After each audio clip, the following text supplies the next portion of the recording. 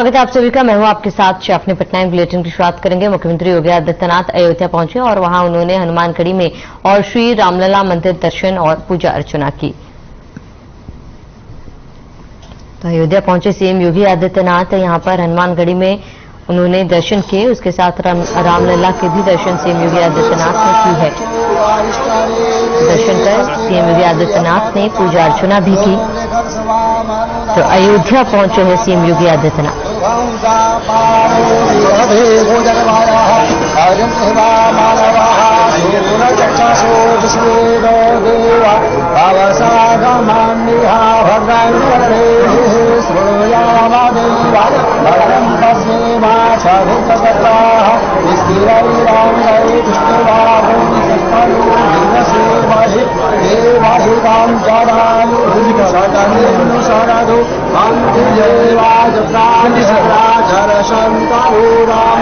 वज्रासो चत्रातिदारो भावान्ते मानो मधियारे जगदम्बो आदित्यो आदित्यादिक्षादिते महासातेरा चौद्रः विष्णुदेवा यदितो जगन्नाथ आदित्या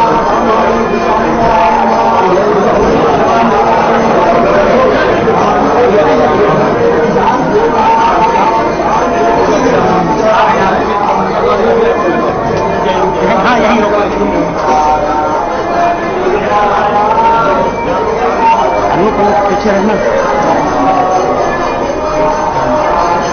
अरे पीछे नीचे अरे कैमरे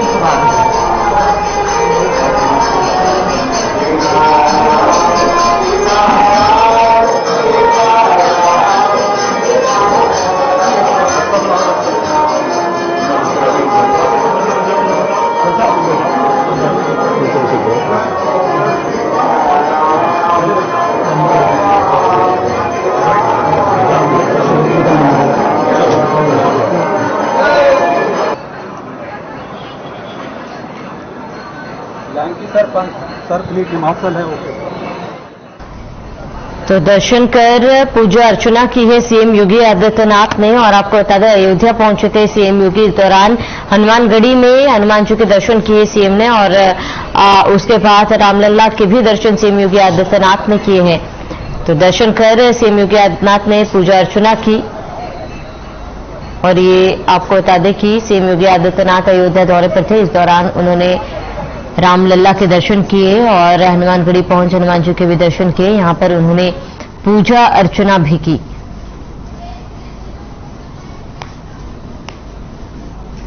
तो सीएम योगी आदित्यनाथ का अयोध्या दौरा। इस दौरान आपको बता दें राम की शरण में पहुंचे सीएम योगी आदित्यनाथ और हनुमानगढ़ी में हनुमान जी के दर्शन किए सीएम योगी ने। रामलला के भी दर्शन सीएम ने किए हैं और वहां पहुंचकर सीएम योगी आदित्यनाथ ने पूजा अर्चना भी की।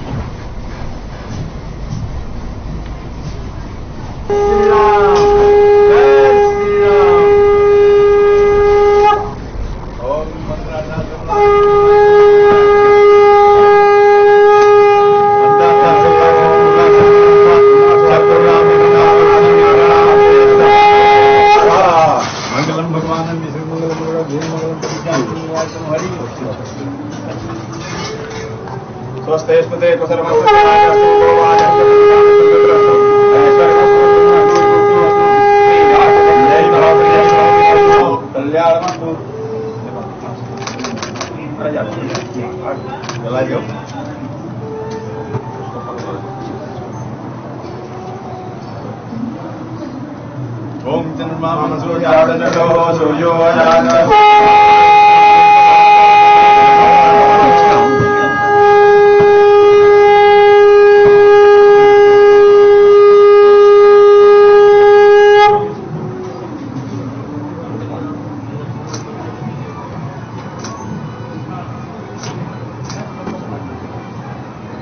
जगेन गमयन्त देवातां धर्माणि प्रथमान्यासन्नतेनाकं महिमानः सचं पूर्वे राध्या सन्ति देवाः।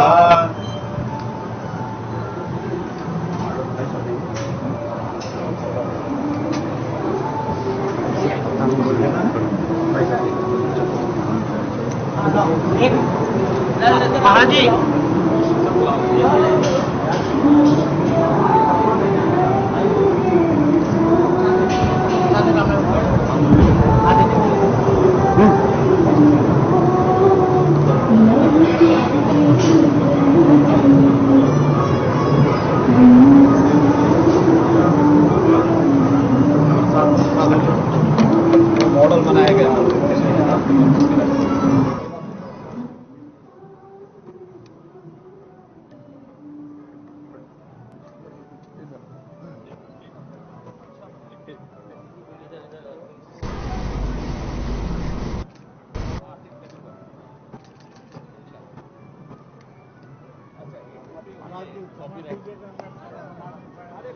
आपको बताते कि सीएम योगी आदित्यनाथ अयोध्या दौरे पर थे। यहां पहुंच उन्होंने रामलला के दर्शन किए और पूजा अर्चना की, जिसके बाद हनुमानगढ़ी पहुंचे थे सीएम योगी आदित्यनाथ। और हनुमानगढ़ी पहुंचकर सीएम योगी आदित्यनाथ ने पूजा अर्चना की, हनुमान जी के भी दर्शन किए। बता दें कि कड़ी सुरक्षा के बीच अयोध्या दौरे पर सीएम योगी आदित्यनाथ यहां पर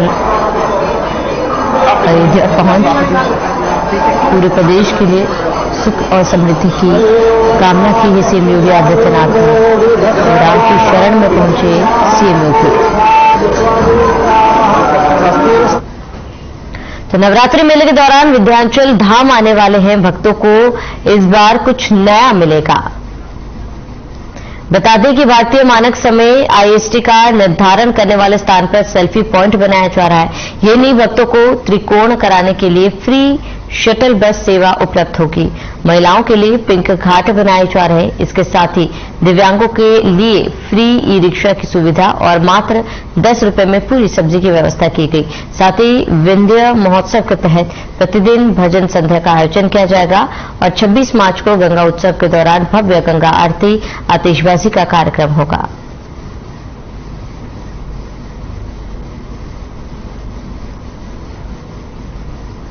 कि जो भारत का इंडियन स्टैंडर्ड टाइम है वो जो लिया जाता है वो मिर्जापुर में ही विंध्याचल में से एक 82.5 डिग्री लॉन्गिट्यूड है, उसका जो समय है वो लेकर भारत का समय निर्धारित होता है। ये मिर्जापुर के लिए बहुत गर्व की बात है और हमारी एक धरोहर है जिसको हम लोगों को पूरी दुनिया को बताना चाहिए। इसके लिए हम लोग उस क्षेत्र में एक उस जगह पे जहाँ पे 82.5 लॉन्गिट्यूड गई हुई है वहाँ पे एक सेल्फी पॉइंट बनवा रहे हैं। एक रोचक दार्शनिक ये एक पॉइंट रहेगा जहाँ पे पर्यटक जाकर अपना सेल्फी ले सकते हैं, फोटो ले सकते हैं, जिससे उस पॉइंट को जो है प्रसिद्धि मिलने में सहायता मिलेगी। और यहाँ पे महिलाओं के लिए पिंक घाट बनने जा रहा है। जी, इस बार मेले में हमारे कई तरह के नए प्रयास हैं। हमारा प्रयास ये है कि 4 ई रिक्शा हम लोग चलवा रहे हैं जो दिव्यांगजनों के लिए रहेंगे। तो हमारे 3 रास्ते हैं आने के लिए, न्यू वीआईपी, ओल्ड वीआईपी और कोतवाली गली, वहाँ पे ये रहेंगे और जितने भी दिव्यांगजन या जो चलने में असमर्थ लोग होंगे उनको यहाँ पे ला करके दर्शन करवाएंगे।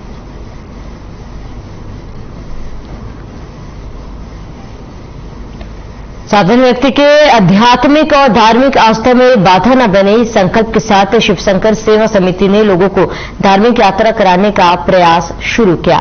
इसी क्रम में बस द्वारा श्रद्धालुओं के एक जत्थे को रवाना किया गया।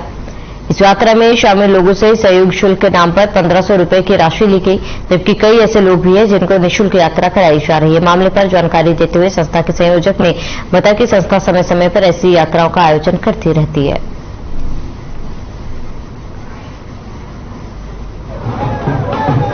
बाबा जंगली घाट भी जय हो, बाबा पृथ्वी भक्तों भी जय हो। जीवन लक्ष्यम नई दन पदवी यत्र पृथ्वी पर पदवी। जीवन का लक्ष्य एक ही है, जब तक है तब यात्रा होती रहेगी। 2015 में हमने जो है सीतापुर के कई संभ्रांत जो ट्रेवल एजेंसी है उनसे हमने आग्रह किया था कि अपने जन्मभूमि से बहुत लोग हैं बाबा अमरनाथ दरबार जाना चाहते हैं, उनके सामने मेडिकल परमिट, रहना, खाना, जाना, विभिन्न समस्याएं हैं, कैसे वो जाएं। बहुत लोगों की जो अंतिम इच्छा के स्वरूप में है तो उन लोगों ने मना किया कि बहुत सारा खर्चा है और ये यात्रा हमारे बस की बात नहीं है। तो उसी समय से ये जो है हमारी समिति के पदाधिकारियों ने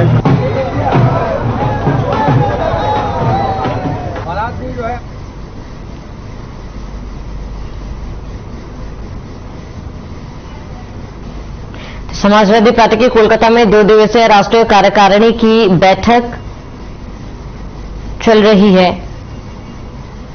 जिसमें यूपी समेत देश भर से सपा के सभी प्रमुख नेता पहुंचे। बैठक की अध्यक्षता सपा प्रमुख अखिलेश यादव कर रहे हैं, जिसको लेकर बीजेपी ने समाजवादी पार्टी पर निशाना साधा है। प्रदेश सरकार के खाद्य और रसद मंत्री सतीश चंद्र शर्मा ने कहा है कि विगत वर्षों में समाजवादी पार्टी की अराजकता, गुंडागर्दी, भ्रष्टाचार से पूरी जनता परेशान है। 2024 में ऐतिहासिक जनादेश बीजेपी को मिलेगा। साथ ही कहा कि देश के प्रधानमंत्री और प्रदेश के मुख्यमंत्री के नेतृत्व में आज प्रदेश विकास के मामले में तेजी से आगे बढ़ रहा है।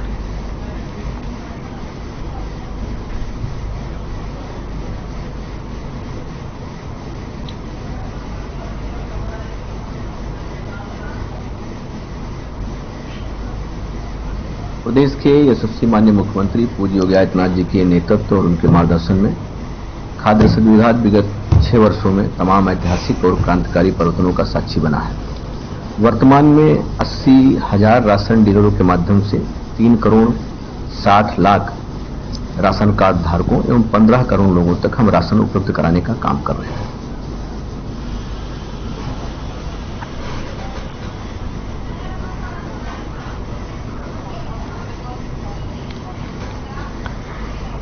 तो उत्तर प्रदेश में बिजली विभाग के कर्मचारियों की हड़ताल के चलते खड़े हुए बिजली संकट को लेकर ऊर्जा मंत्री ए.के. शर्मा ने प्रेस कॉन्फ्रेंस की। लखनऊ के शक्ति भवन में प्रेस कॉन्फ्रेंस में ऊर्जा मंत्री ए.के. शर्मा ने कहा है कि पिछले 5 दिनों से बिजली कर्मियों के हुए कुछ संगठन हड़ताल पर है। हमने उनके साथ बार बार बातचीत की, लेकिन बात नहीं बनी। हम बातचीत करने के लिए तैयार हैं। उन्होंने कहा है कि जो संगठन हमारे साथ है वो निष्ठा से काम कर रहे हैं। वहीं एनटीपीसी समेत कुछ निजी संस्था हमारी मदद कर रहे हैं। कर्मचारियों की हड़ताल के बीच संविदा पर काम करने वाले विभाग के 1332 कर्मचारियों को नौकरी से निकाल दिया गया। ऊर्जा मंत्री ए.के. शर्मा ने शाम 6 बजे तक काम पर नहीं लौटने पर संविदा कर्मियों को बर्खास्त करने की चेतावनी दी। मंत्री ने कहा, आउटसोर्सिंग कंपनियों से कहा गया है कि बर्खास्त किए गए कर्मियों के स्थान पर कल से नए लोगों की नियुक्ति की जाए।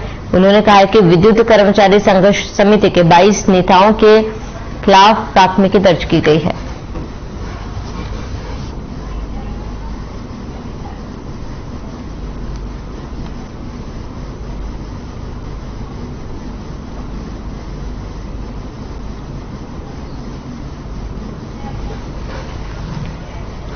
तो गाजियाबाद की विजयनगर पुलिस और डीसीपी नगर की टीम को बड़ी सफलता हाथ लगी है।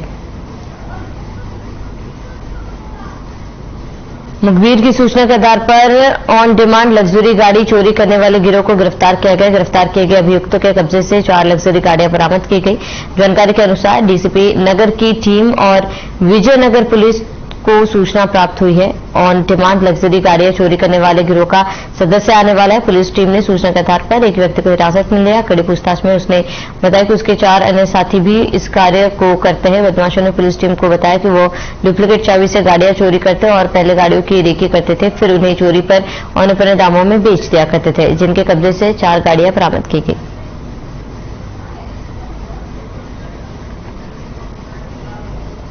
ये थाना विजयनगर में 20 फरवरी को एक फॉर्च्यूनर चोरी का अभियोग पंजीकृत हुआ था। इसी के दृष्टिगत हमने कई सीसीटीवी देखने के लिए टीमें बना दी गई थी। हमारी टीम को अंत में सफलता प्राप्त हुई और हमने अंतर्राज्यीय गैंग का भंडाफोड़ करा है, जिसमें कि 4 अभियुक्तों को गिरफ्तार करा है और हमने 4 गाड़ियां, जिसमें कि 2 फॉर्च्यूनर, 1 ब्रीजा और 1 डिजायर हमने हमारे कब्जे में आई है। सर, इसमें कितने लोग सम्मिलित थे और कुछ वांछित भी इसमें बताए गए? देखिए, इसमें हम लोगों ने 4 अभियुक्त गिरफ्तार करे हैं, जिसमें कि वाहिद, राजेश शर्मा, शौकीन और महावीर प्रसाद हैं। ये कुछ एनसीआर के क्षेत्र के रहने वाले हैं, कुछ राजस्थान के हैं। इसमें अलग अलग सबका रोल हुआ करता था।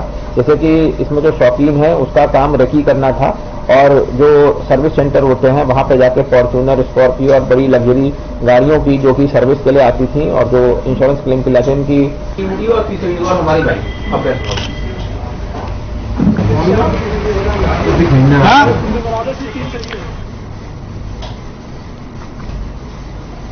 सोशल मीडिया का दायरा जिस तरह से बढ़ता जा रहा है, उसी तरह से साइबर ठगों का दायरा भी दिन प्रतिदिन बढ़ता जा रहा है। साइबर ठग भारत की जानी मानी कंपनियों और संस्थाओं का नाम पर भी आम आदमी को अपना शिकार बना रही है। ऐसा ही एक मामला बस्ती जिले से सामने आया है, जहां पर साइबर ठगों ने बाबा रामदेव की जानी मानी संस्था पतंजलि योगपीठ के नाम का सहारा लेते हुए सिविल लाइंस में रहने वाले एक आम आदमी से हजारों रुपए की ठगी की। अपने साथ हुई ठगी को लेकर वो कोतवाली पहुंचा, पुलिस के सामने अपनी आप बीती सुनाई, जिसके बाद बस्ती की कोतवाली पुलिस ने मामले की गंभीरता को देखते हुए एफआईआर दर्ज करते हुए आगे की कार्रवाई शुरू कर दी।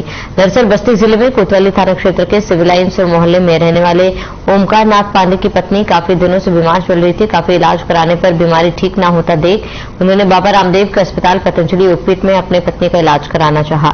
जिसके बाद उन्होंने पतंजलि योगपीठ में उपचार कराने के लिए इंटरनेट पर सर्च किया तो एक फर्जी वेबसाइट पर, जो कि पतंजलि योगपीठ के नाम से दिख रहा था, उस पर उन्होंने संपर्क किया तो उस नंबर उन्हें मिला, जिस पर उन्होंने फोन करके संपर्क किया। यही नहीं, उनके साथ साइबर ठगी का खेल शुरू हो गया।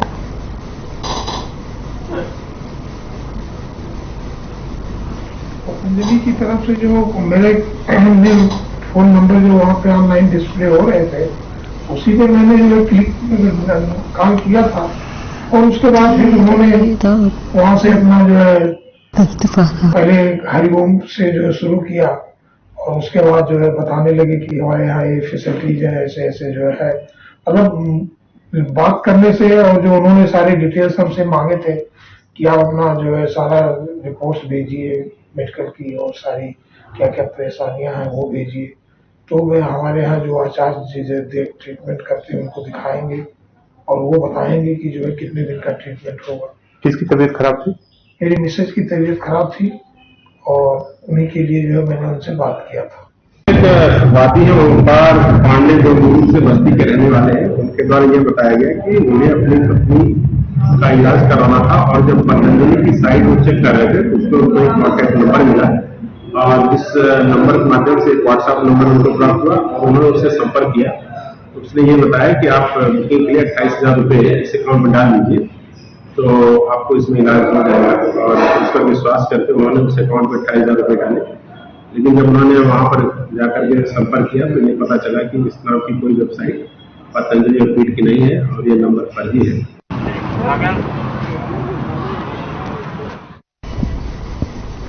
वहीं फरुखाबाद की खराब सड़कों से हर कोई परेशान है। शासन स्तर से लगातार सड़कों को गड्ढामुक्त करने के फरमान जारी होते लेकिन होता कुछ नहीं है।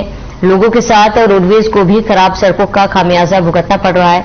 बताते हैं कि रोडवेज की बसें हर महीने लाखों का डीजल फूंक रही है। हर रोज लगभग 3,000 रुपए का डीजल खराब सड़कों के कारण लग रहा है। इसके साथ करीब 3 लाख मेंटेनेंस का अतिरिक्त खर्च हो रहा है। मामले पर एआरएम आरसी यादव का कहना है कि रोडवेज की बसों से जो मुनाफा मिलना चाहिए वो नहीं मिल रहा। खराब सड़कों के कारण बसों के टायर, कंपनी, स्टीयरिंग आदि भी समय से पहले खराब हो जाते हैं। जिले की खराब सड़कों के कारण बसें एवरेज कम दे रही है। उन्होंने बताया कि इटावा बरेली हाईवे सबसे ज्यादा खराब हालत में है।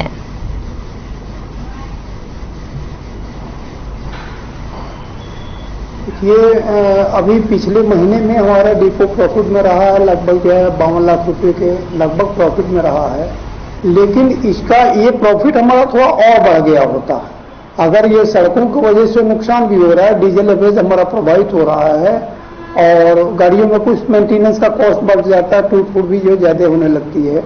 आप लोगों ने देखा होगा कि ये वेबर तक जो आगरा जाने वाली गाड़ियां वेबर तक बड़ी खराब स्थिति में जाती है। सड़क बहुत टूटी हुई है और इस पर जब जाती है तो टूट फूट भी ज्यादा होती है और डीजल का एवरेज भी प्रभावित होता है। लगभग 16 दिन का अंतर क्या है? इस समय ये हम एक तुलनात्मक आंकड़े आपको बता दे रहे हैं कि हमारा जो है रीजन जो है इटावा रीजन में 8 डिपो है, सब मिला के छोटे बड़े मिलाकर के 8 डिपो है। उनका डीजल एवरेज 5.51 का जो आ रहा है, फरुखाबाद का 5.34 का है। अगर इन कम डीजल एवरेज की वजह से अगर ये देखा जाए तो लगभग जो है 51 या 52 पैसे जो है पर किलोमीटर हमारा खर्चा जो है।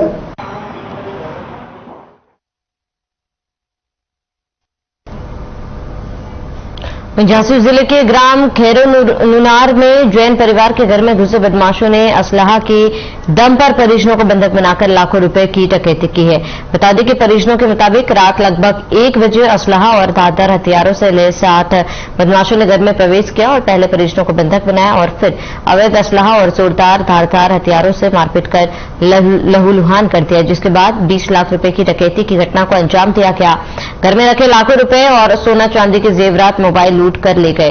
वही परिजनों के मुताबिक बदमाश लगभग 1.5 घंटे तक तसल्ली से डकैती की घटना को अंजाम देते हैं। इस दौरान उन्होंने महिलाओं की पैर की पायलें और बिछुआ भी उतरवा लिए। वहीं बदमाश जाते समय यह भी धमकी दे गए कि अगर पुलिस के पास रिपोर्ट गई तो जान से मार देंगे।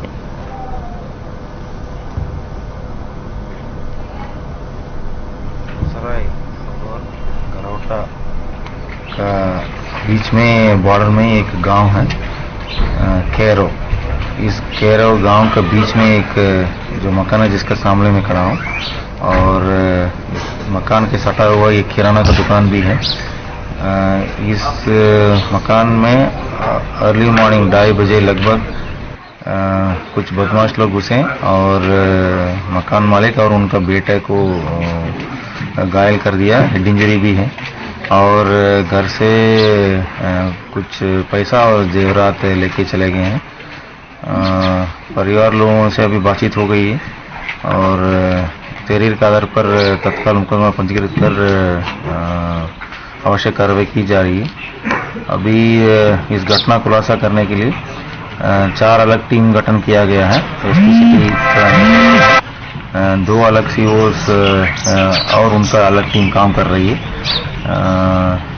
इस घटना को जल्दी खुलासा करेंगे। 8-10 लोग आए थे, अंदर थे, कछु बाहर आते, 15-20 लोग बाहर जाना थे, 8 लोग अंदर थे और उन्होंने पूछा कहाँ पैसे रखा किया, सब ले गया। बच्चे तुमने हमारी रिपोर्ट की है, इसलिए हम तुम्हारे 5 लाख रुपया खर्च में 5 लाख रुपया लेके जाए।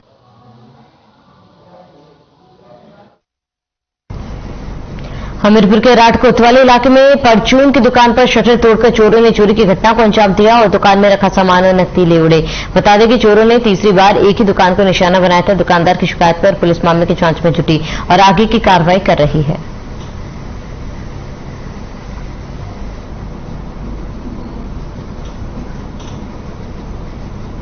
मुकेश नाम है हमारा, मुकेश गुप्ता और ये स्टैंड निवासी है दीवानपुरा।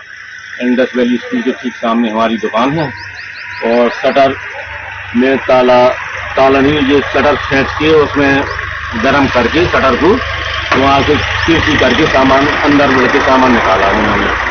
तो उसमें सिगरेट वगैरह है, नमकीन है और जो सब्जी मसाले वगैरह हैं, जाय पत्ती है, जायफल है, डोड़ा वगैरह है, ये किसान की छोटी बड़ी बोरी वगैरह जी निकाल लगे हैं, एवर रेडी तेल।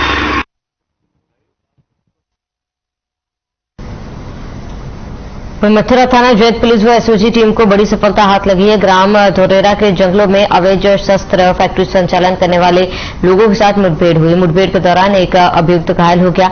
आपको बता दें कि अपर पुलिस अधीक्षक नगर और क्षेत्राधिकारी सदर के नेतृत्व में थाना जैत पुलिस व एसओजी टीम को मुखबिर से सूचना मिली कि ग्राम धोरेरा के जंगलों में अवैध शस्त्र फैक्ट्री का संचालन कर अवैध शस्त्रों का निर्माण किया जा रहा है। इसी सूचना पर प्रभारी निरीक्षक थाना जैत में पुलिस टीम ने एसओजी धोरेरा के जंगलों में पहुंची, तभी बदमाशों ने पुलिस पर फायरिंग कर दी। जवाबी फायरिंग में एक और पुलिस घायल हो गया।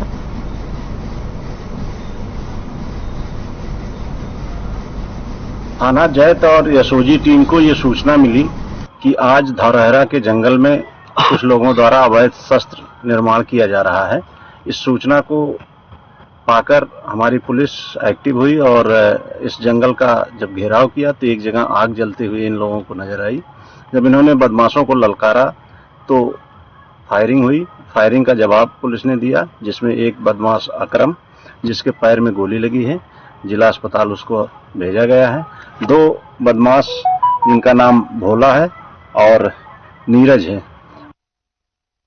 मैनपुर के कस्बा कुरावली का है, जहां औषधि विभाग की टीम और थाना पुलिस ने कार्रवाई करते हुए अवैध नकली और प्रतिबंधित औषधियों का जखीरा बरामद किया, जिसमें अक्लेम, अपॉट, रेडिश, कैडिला, सिप्ला सहित अन्य निर्माता कंपनियों के नकली ब्रांडों की दवाएं बरामद हुई। नकली दवाओं का कारोबार करने वाले 2 लोगों को पुलिस ने मौके से गिरफ्तार किया है। वहीं इस पूरे मामले में क्षेत्राधिकारी कुरावली विजयपाल सिंह ने जानकारी देते बताया कि कस्बा कुरावली में नकली दवाओं की बिक्री को लेकर बार बार शिकायत आ रही थी,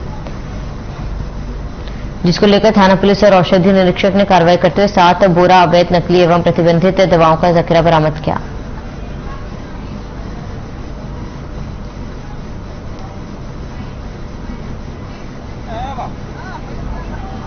कुरावली पुलिस को सूचना मिली थी कि नकली दवाओं का कारोबार हो रहा है, जिसमें एक व्यक्ति कुरावली का है अभिषेक और एक व्यक्ति एटा कोतवाली का है, उसका नाम है अतुल जैन। ये दोनों नकली दवाओं का कारोबार करते हैं। मुझे सूचना पर उनके यहाँ छापा डाला गया और नकली दवाओं लगभग 12 लाख की नकली दवाएं पकड़ी गई हैं। औषधि निरीक्षक और कुरावली पुलिस की संयुक्त टीम ने ये कार्रवाई की है।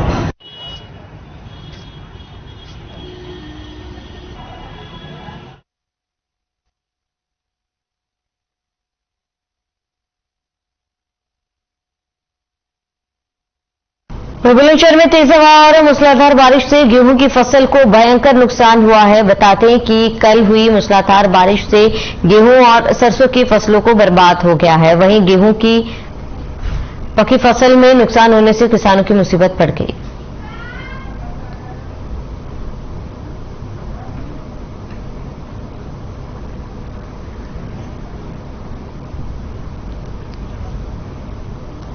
तो मूसलाधार बारिश से लोग परेशान हैं, मुसीबत में गेहूं किसान।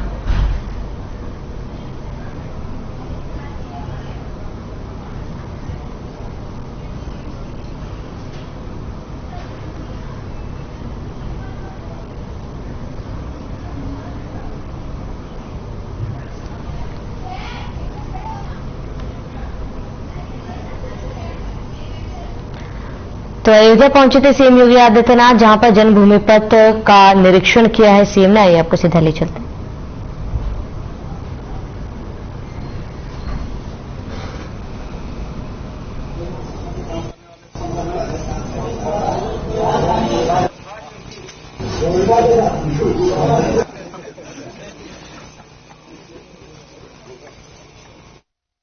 अभी स्थलीय निरीक्षण किया है सीएम योगी आदित्यनाथ ने। तो सीएम योगी ने निरीक्षण किया और ये तस्वीरें आपको दिखा रहे हैं जहां पर जन्मभूमि पथ, भक्ति पथ का निरीक्षण सीएम योगी ने किया है। और ये तस्वीरें सीएम योगी आदित्यनाथ के निरीक्षण करते हुए, जहां सीएम योगी ने निरीक्षण किया।